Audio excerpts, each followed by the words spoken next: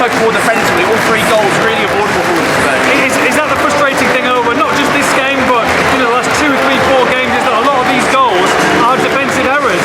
They're not genius, moves, set pieces, strikes. These are really things that you can avoid. Avoidable, exactly. That's the most frustrating thing from Wolves' point of view, when you've got Craig Dawson missing. You know how important he is to this side, and you need individuals to step up. You can't say that for anyone in defence today. No one's Semedo playing out of position as a centre-back, struggles in that position. Hillman being the aggressor, struggles. Totti having to play out from the back, struggles. A lot of things that need improvement, and this can be, for me, I think we discussed this off camera during the game as well, a big area of Wolves to improve in the summer. Yeah, this is something they have to target going into next season. Dominic Bellegarde came on at half-time. What did you make of his performance? Giving a bit of impetus to start with. Yeah, slightly better, definitely. Look, he's getting there. I spoke to Gary about it, and there'll be a bit more in depth on this in the next few weeks or so. But disappointed with how his season's gone, really, and disappointed for him rather than in him. In that he's not really been able to get up and running, been stop-start injuries, playing out of position, in and out of the team. He's now got a chance, hopefully, with a year in English football under his belt, to build from that, improve from that. There's clearly a talented player there. For me, the biggest thing to get right with him is his position. Yeah. You get the position right for him next season, and I think he can flourish. There's a lot of appreciation at the moment, and up against him most of the season, and really, if he finished 14th, then that is still a very good achievement, a commendable achievement for where they were. Yeah, obviously it's disappointing because of where Wolves were to have dropped that far down. But considering where they were in the summer, Wolves could have finished 17th this season, and it's a success. The amount of people that felt that Wolves should have gone down this season, and they were way beyond going down, way above that, is a success. Gary Neal's done a very, very good job. The vast majority of the players have been very, very good. It's been a disappointing final quarter of the season or so. Some of it unavoidable. Yeah, absolutely. But plenty of it that needs to work on. Plenty of it to work on, and they've got a foundation here to build for next season. It should be an optimism going into next season, regardless of what happens in the summer and how we play.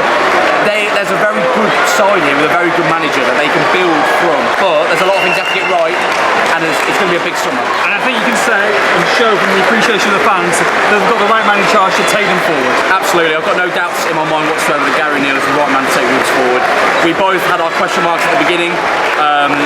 It was not a good start. If you go all the way back to August and pretty much September, the whole of both months really, it was not a great start for Wolves, and it's been one hell of a resurgence since then. You take this final quarter or so of the season out of the way, it's been a brilliant season from a very, very good young manager who I think is only going to get better. He'll have learned a lot about himself and the team this season as well, not only from a player point of view. So I think going forward into next season, Gary will be better. I think a lot of the players will be better, and you can add to that, which again we know what the summer might be like. It's going to be a challenge, but if they can add to it and add a bit of depth, they've got a really good squad. They need some depth, they need some quality. At the same time, you look at some of the players behind us, and a few of those players might have played their last game at Molineux, who are doing this lap of honour now. Yeah. And it's up to Gary O'Neill, it's up to Matt Hobbs, it's up to Jeff Shee and Fosun to work out who can stay, who won't stay. Some of the end of the season awards there. Nelson Semedo got player of the season. Mario Lemina got player of the season. Nelson Semedo is probably one of those people who, future-wise, has got to be a question mark at this moment in time. Yeah, absolutely. On very big wages with a year left in his contract, for Wolves it's a decision to make. For the player as well, you've got to bear this in mind. He, at 30 years old, I think he's 30 years old, I think, is going to want potentially another big contract elsewhere. Will he get that at Wolves? Probably not. Will he then look elsewhere? So from the player point of view and the club point of view, it's trending towards an exit. That doesn't mean an exit will happen. It means that right now conversations are being had about financially is this the right decision for us. From a footballing point of view, and Gary's made this very clear already, he does not want to lose Nelson Semedo, and for obvious reasons. He's been very, very good this season. So that for me is one of the biggest decisions to make this season, alongside how many and who of your big stars do you lose to reinvest in the squad? Yeah, look, the big question, I'm sure the main talking point of this will have been Pedro Neto. I haven't seen him today. No, he is here. Oh, he is here. Okay, so he's here to say, do you think this is the last time we see Matt Molineux? I think so. I'm gonna go with it. I think it's a close one because injuries are going to impact it. The amount of money Wolves are going to want is going to impact it, and whether a club will pay that rather. You've got Eze and Elise here. They've done so well for Palace. Clubs will be looking at those two players. Clubs will be looking at those two players. Similar positions to Neto. Slightly different players, but similar positions. do Wolves, are they fortunate enough that the big clubs go for other players ahead of Neto and they keep hold of him? They've all got Eze, Elise, Exactly. Neto, they've all got their injury concerns. The problem is, and what Gary Neal said at the end of the pre-match press conference, is that they need to sell to be able to accumulate, to speculate, to get some players over the line.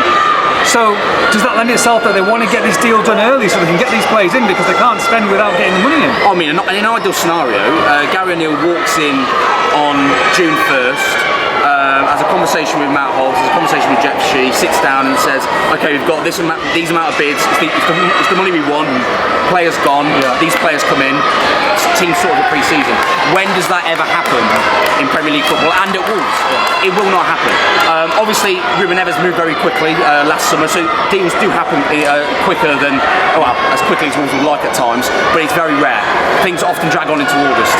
I would be very surprised if Wolves are done and settled by the time we're in pre-season. So it's going to be one, in my opinion, that drags on, but it depends, in a buyer's market, how aggressive these big clubs are to come and poach Pedro Neto, Aït-Nouri, João Gomes, whoever it might be. Yeah. So there's a lot of ifs, buts and maybes going into the next few months. Dan Bentley got a start today. We saw Enzo Gonzalez come on for his debut. Bellegarde obviously coming on at half-time. Santiago Bueno, all these players will be looking for a start, potentially at Anfield. Does he start or does he just play his full-strength side possible and then move on to next season? Knowing a little bit of what Gary's like as a person over this last season, I'll be gobsmacked if it's anything but play your best team and go and get 3 points. If they fall any short of that, he'll be disappointed. He's a man who is competitive, wants to win, and he's got a team and a squad here that want to win. I don't think, obviously those individuals want to play, but I don't think the squad or the coaching team will at any point imagine that they're going to go there and play players for the sake of it. You go there to try and win the game, and you see what happens. It's a tough place to go, it's a tough ask. They've not been able to see out the season on a high here at Molineux. If they can do it away from home, it'd be one final special memory for what has been a very good season. Wolves 1, Crystal Palace 3 for the post-match reaction. Make sure you log on to expressandstar.com.